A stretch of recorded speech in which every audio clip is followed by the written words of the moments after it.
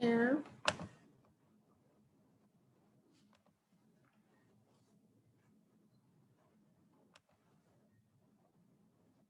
All right, got it. Took a minute, but we got it.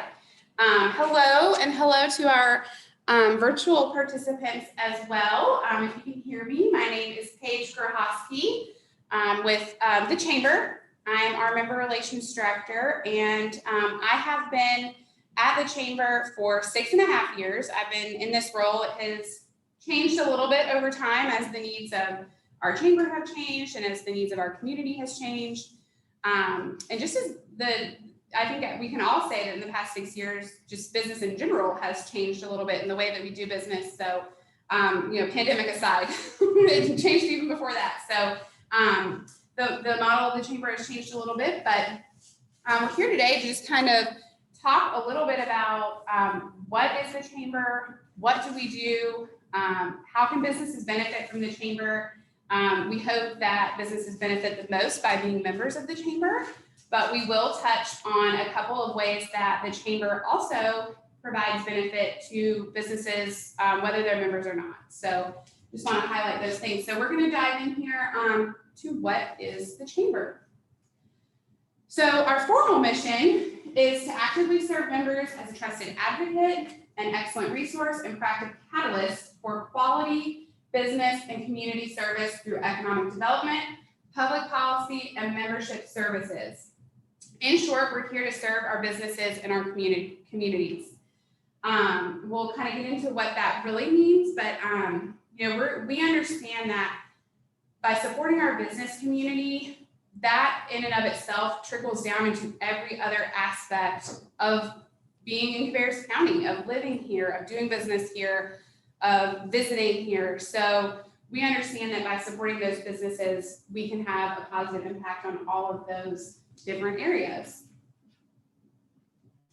So to kind of give everyone a little bit of a background on what exactly is a chamber, I know many times people hear Chamber of Commerce and they don't really know what that is or what that means. You hear about it kind of nonchalantly in school. You hear people say things, oh, the Chamber of Commerce, but until you actually, get involved, people are oftentimes very confused about what that means. I have been in a unique situation my entire life. My dad has been involved in the chamber industry, so I always knew what that meant. But I remember having kids in school and high school that didn't always understand what that meant. So to start out, we're a volunteer-based organization. So what that means is our board of directors are all voluntary. They're not paid to be on the board. They don't, it's not a pay-to-play situation. So they lead us. They lead our director, and she leads our staff. And we have a group of volunteer ambassadors as well that help us touch the entire, get involved with the entire membership community. We have about 575 active members of the chamber. So I know we have several chamber members here today.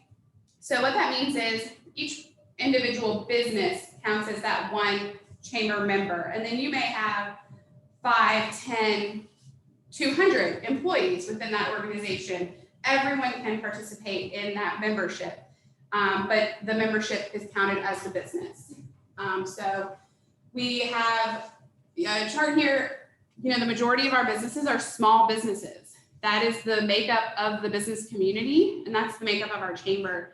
There's only so many Duke Energies and large corporations, S&E Coffees. There's only so many of those. Really, the majority of our community is made up of these small businesses, like many of you in this room. And we understand the importance of that. So we have a lot of focus on our small business community at our chamber. We see that as being the bread and butter of our community. This one's always fascinating. Most people assume that the chamber is a government organization or that we're part of the government. It sounds very governmental because we do a lot. We'll kind of talk a little bit more about the public policy aspect of things, but we're actually not a part of the government. We are our own organization. We are funded solely by your membership dues, sponsorships at events, and attendance at events. And Aside from that, the city, all of the cities, all of the different municipalities in our area, they are members just like your business. So they pay a membership fee, and that's how they contribute to the work that we do at the chamber. If your company is a member, everyone in your organization can take part in that.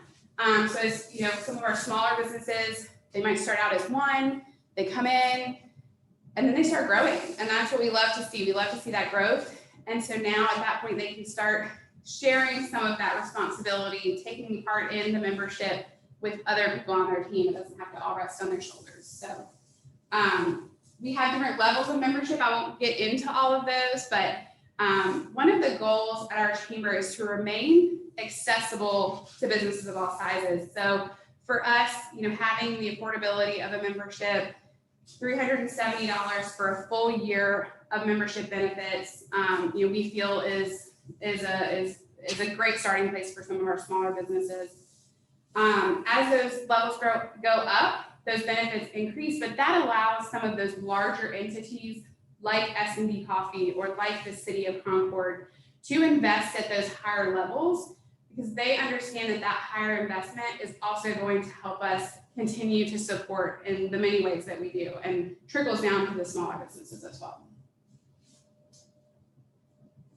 Another thing about chambers, I think, is that many times people think, Chamber of Commerce, we're gonna go network, we're gonna get some wine, we're gonna hand out some business cards. And that is a really fun part of the chamber. We really do like to do that. We were here doing that last week. But that's not all that we do. There's a whole lot more that goes on at the chamber. And I think a lot of our members, while they join for that personal connection and the networking, which we'll kind of talk about, but this past year throughout the pandemic, that's when a lot of those members saw the other aspects more tangibly than they had seen in the past. They were really needing those services, needing the information, and needing the advocacy support and the public policy support that we offer. So if you remember, you see on Mondays that Barbie Jones, our executive director, sends out our Monday Minute that Brian Francis, who is with us in the flesh here today, that he provides for us. So Brian is a consultant, has his own consultancy, and he's on, we've hired him to take care of all of this information for us and help us funnel through it so that we can get it back out to the businesses and digest it. And he can be the one to dive into all the bills. And we can say, all right, Brian, what do we need to know and what do our members need to know? So just to kind of give an example of that, our next slide, I'll share the Monday Minute from last Monday, a week ago. If I can, I think I hit this button and it'll do it. Hey, I'm Brian Francis, and for the Chamber, we're leading business in Cabarrus with your Monday Minute for May 10th, 2021. We're in a busy period for the General Assembly, with the House having its bill filing deadline tomorrow, and both chambers having their crossover deadline on Thursday. A crossover is a rule within the General Assembly that any bill not pertaining to the budget must pass one of the two houses by a certain date in order to remain eligible. As we always say, the rules are not intended to thwart the will of the leadership, so there's always a little bit of wiggle room. But for rank and file members, getting your bills through your chamber by crossover is of crucial importance. Now, as a result, we saw over 1,800 individual actions in the General Assembly last week. Not every action significant. Sometimes it's just a bill being referred from one committee to the other. And not every bill is significant. For instance, one last week would designate a state balloon festival. But it does create a lot to wade through. Here are two of the bills that made crossover last week that we wanted you to be aware of. The first is Senate Bill 228, which would allow businesses to provide health insurance through exclusive provider organizations. These plans are essentially closed network health plans aimed at helping to reduce the cost of insurance. Now, we know rising health insurance costs continue to be an issue for our members. And with association health plans somewhat in limbo, well, we're watching these EPOs as a possible option for our small business members. Now, the second bill we wanted to share is House Bill 776, which creates a structure for online notary services. As part of our legislative agenda, we urge the legislature to make permanent improvements that we discovered because of COVID-19. Being able to have documents notarized remotely will be an efficiency for many small businesses. And we're happy to see the legislature recognize this opportunity and move towards making that opportunity permanent. I expect another busy week in Raleigh as legislators race towards the crossover deadline this week. We'll dig through everything for you again next week in the Monday Minute from the Chamber, and we hope to see you here at the Cabarrus Center for our business after hours on Tuesday night. Until next week, I've been Brian Francis from the Chamber. Thank you, Brian. So that was a really good example of kind of what I was mentioning, where Brian's able to digest that information and give it to us in terms we can understand, and we really understand what is going to impact us. There's a few things that the Chamber has really focused on over the past few years that include one that Brian touched on. We understand the rising and astronomical costs of health insurance for our small businesses. And we understand that not only does that hinder people from going into business for themselves, if you've got a corporate job that's giving your family, that's providing your family insurance for a lesser cost to you, and then you think about going out on your own, you may not take that leap when you now have to provide that insurance. And to that end, you may already be a small business and you may have insurance, but you're not able to grow your business and reinvest in your business if you're spending huge amounts of money on your health insurance for your employees. So that's something that you'll continue to hear us talk about, and Brian to give us information about anytime that it changes. We understand how important it is. Workforce development is another hot topic that we talk a lot about at the Chamber because it does affect all of our businesses. We need to have people that are prepared and ready for the jobs that our community has. So those are some of the areas that we focus on, but we do have a legislative agenda that Brian and our advocacy committee help us put together to identify the areas that we need to focus on for the year and set us up with some goals. Since Brian's here today, I'll let him introduce himself and cover anything that I may not have covered. Thanks, Paige. So yeah, Brian Francis, the advocacy consultant for the Chamber. I'll just now kind of touch on two things real quick. So in addition to providing information, one of the things we really do is to speak for businesses and advocate on their behalf. And a good example of that right now that you may or may not be aware of is PPP loan deductibility. So at the state level, there's an issue that about how the tax treatment of the PPP loan. Just to give you a quick example, if you had a $10,000 PPP loan, which is a pretty modest amount within that program, if we get the bill passed that we're working on, it'll save you $525. So when you think about a base level membership for the Chamber, that issue alone pays for your membership. And I'll say somewhat not humbly, that was an issue that this Chamber identified 6 months ago that nobody was paying attention to.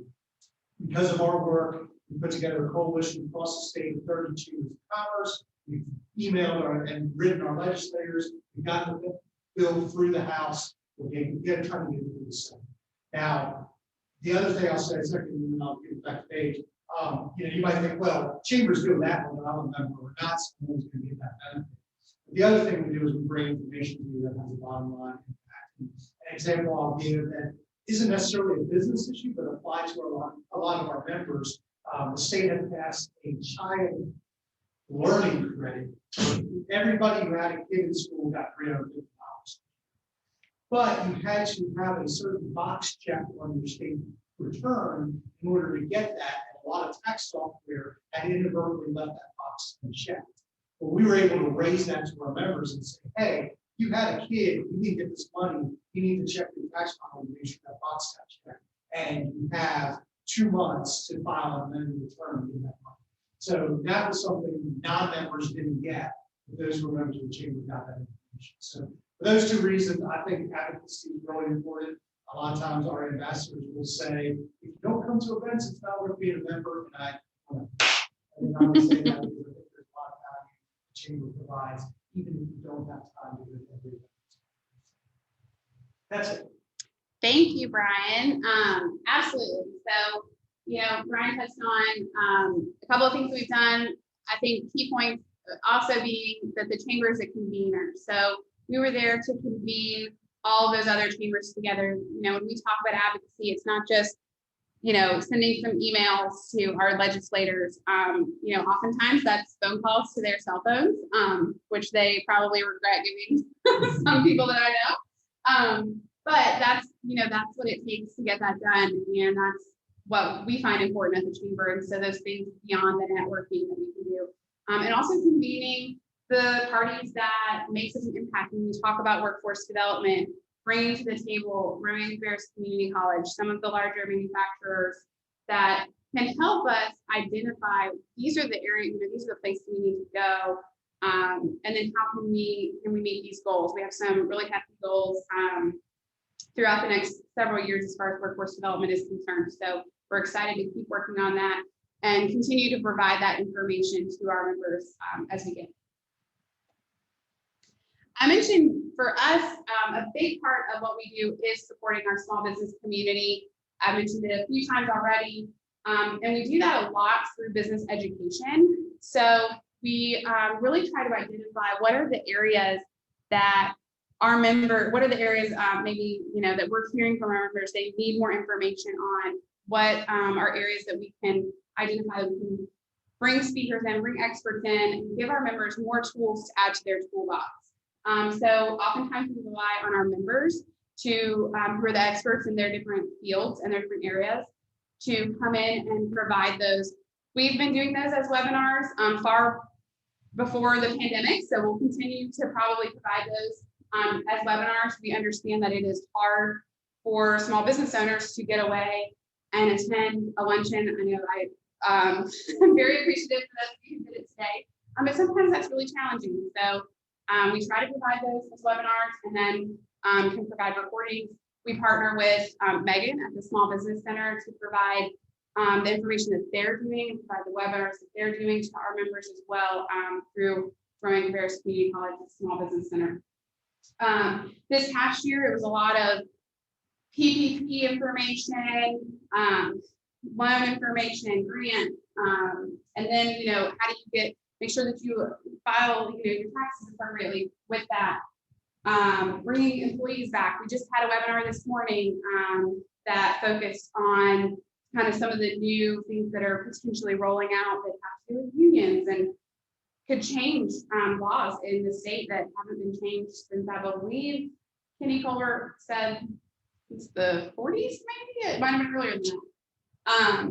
Should have written that down. But that's the kind of information we want to get to our small businesses. The more you can add to your toolbox to make yourself and your business more efficient, then the more successful you'll be. So, and now on to the fun stuff, the networking and events.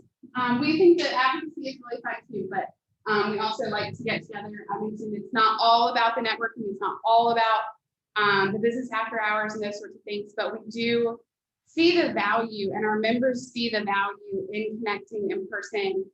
That was obviously very apparent last year when we weren't able to do that, and we still provided opportunities for members to connect with virtual networking, but nobody can deny that it's the same. I mean, it's not the same as networking in person and connecting in person. And one of the things that I have seen in my time at the chamber is just how welcoming and organic the conversations and the networking tends to be at our events. So encourage people to attend those and check them out if they haven't, and invite guests and bring them if they can come, because this community is a welcoming community. I think sometimes people talk about Chamber of Commerce, they think it's only a networking event, and it's just a bunch of cards being passed around. And then you go to another one and there's a whole new set of people, 10 more real estate agents and 10 more insurance agents, and you've got more of those services than you can count. But there's a lot of good value in these events. So to kind of shed a little bit of light on what some of these events are and why they might be important for you to attend, in kind of an annual, I put them in alphabetical So our annual meeting is our kickoff event of the year. This year we did do that event virtually. Typically we would hold that event at Great Wolf Lodge, and that's where we honor all of our business awards from the past year. So if you're looking for that visibility and you're looking to show people, look, we've been really successful. We want to shout it from the rooftops. Apply for the Small Business of the Year award. Apply for the any of the awards, the nonprofit award. We'll kind of go through those in a minute, but that's where we have those awards. It's kind of our kickoff event of the year is the annual meeting. So when we start sending information out about that, definitely register. Business after hours.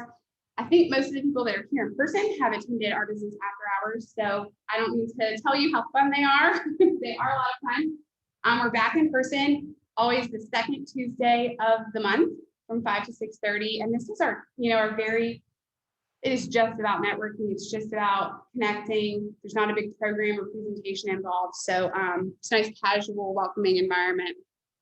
Our chamber charge 5K is a new event. It was supposed to happen last year. And this event is designed to bring teams together. You can come out, you can walk, you can run, you can do a 0K and just get some beer because it's like Cabarrus Brewing Company.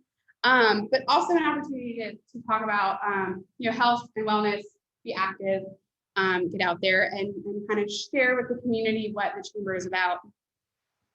Teachers Night Out in August is an exciting event that we have to not only celebrate and just love on our teachers and our educators.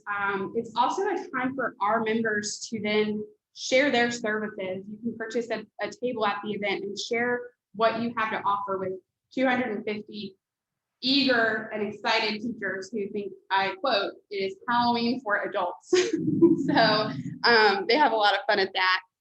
Brew and Q is our largest networking event.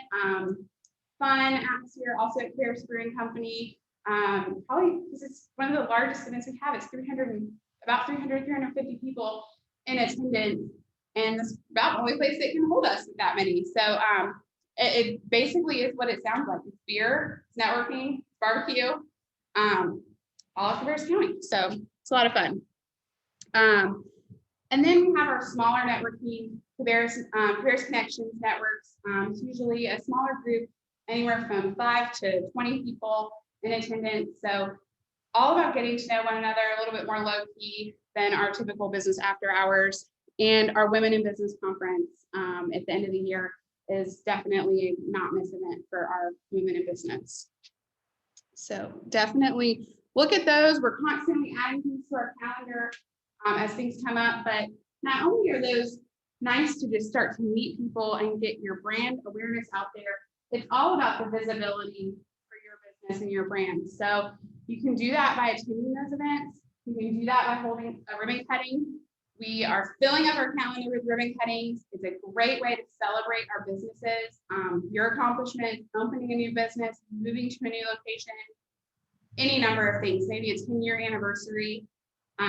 We don't shy away from an opportunity to do a ribbon cutting. And then visibility at some events like our Educators Night Out event. Part of the reason why businesses join the chamber is also that inclusion. They see all these businesses together. They see, the faces on the website, on the Facebook pictures, on listings on the directory. We get a lot of new people coming to the area who don't know who to call for their car services or insurance, and they look to the chamber to find credible people. They feel like that if that business is going to go the step of joining the chamber, then they feel good about that if they're not familiar with the area yet. So we do get a lot of calls for that. We lead them to our business directory and refer our members.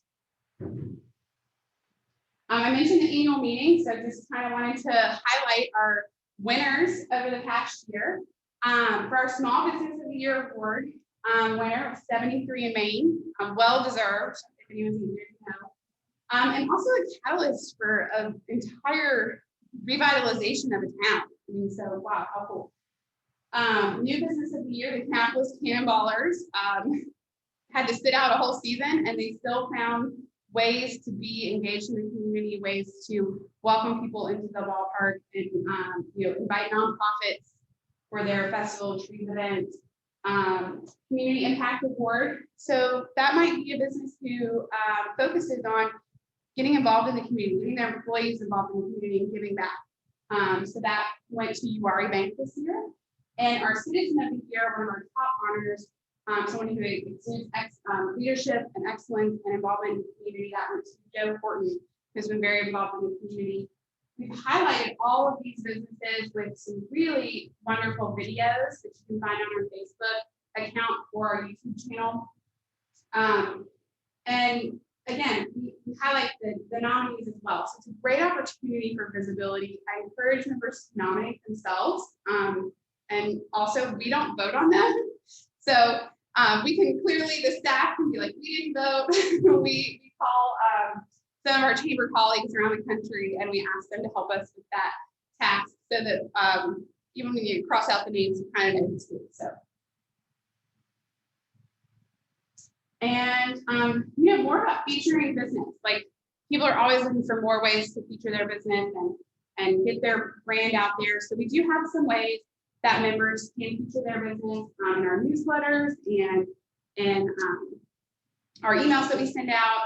It's usually built into the membership, but that's always something that we talk about. But we're just here to continue to support you and to get that great awareness out there. So it's kind of a lot of information. I know there's a lot of people in this room, in fact, all of you in this room are already members, so I think we've had a lot of this information already. But a couple of takeaways, a few takeaways. There's multiple value propositions for different types of business. So I think that's an interesting, when people get involved and they get involved for the networking and the connection, and now they're seeing the advocacy piece, and they're seeing why some of the other businesses, the areas where they spend their time and their focus and getting involved, because that value proposition might be different for a manufacturer. They may not be at all of our networking events, but they're probably making sure to be registered for advocacy summits, things like that. So that can be industry focused or size of business sometimes, and kind of steer that. Membership levels to meet all needs. So like I mentioned, that's a big focus of ours, making sure that we meet the needs of our small business community. One takeaway that I kind of haven't touched on yet, sometimes we'll get folks who call us and they'll say, I'm thinking of starting a business. And at that point, if I'm thinking, well, gosh, you need to probably step one, I'm going to refer you to Megan at the Small Business Center.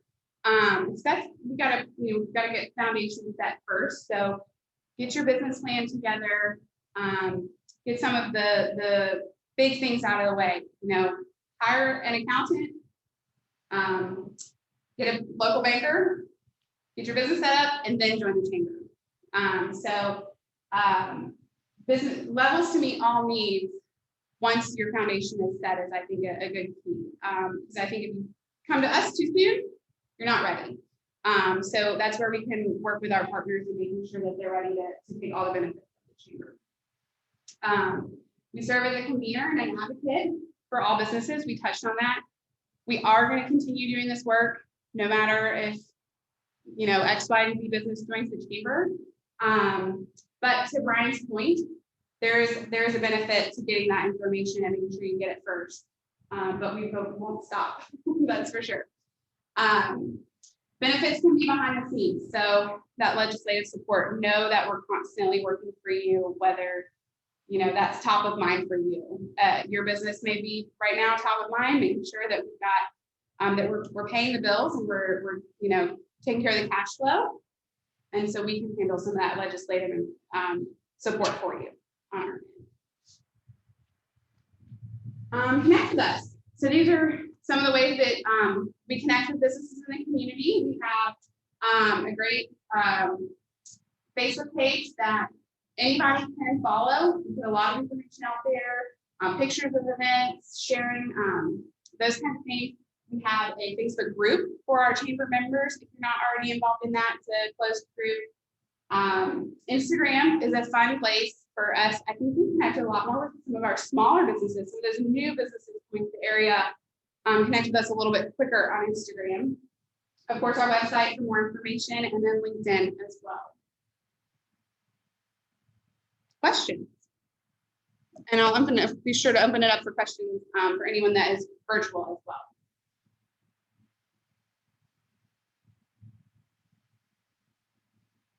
I think a lot of people here were already rock stars and probably do a lot of this. So.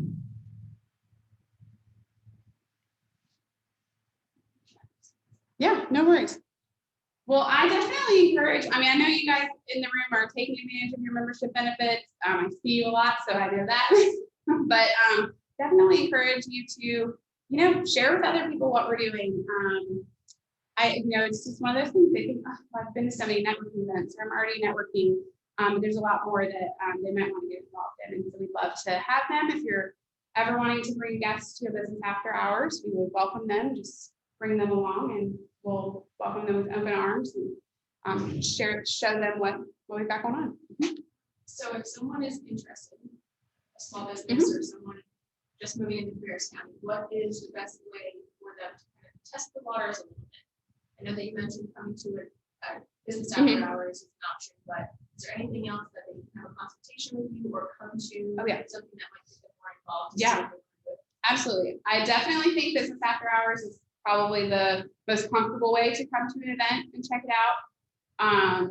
It's a little more relaxed. I am always available for a one-on-one meeting. So I'm right now, a lot of times meeting at the Cabarrus Center. So I'm here in and out, but I'm always open to meeting here or anywhere around Cabarrus County. It's such a big county. And we have a lot of members who maybe are from the university area or North Charlotte, or maybe they live in Charlotte, but they're working on a territory that is Cabarrus County. And so we'll meet closer to Concord Mills and have a one-on-one there where I can kind of just go through a little bit more of what are your goals and how can we help meet those. So we do have a couple of events that if there is a business professional that's maybe they're not able to for this time, we do have availability for non-members to attend our Women in Business conference that will take place in third quarter. So remember, you can share that with other people. And then our advocacy summits.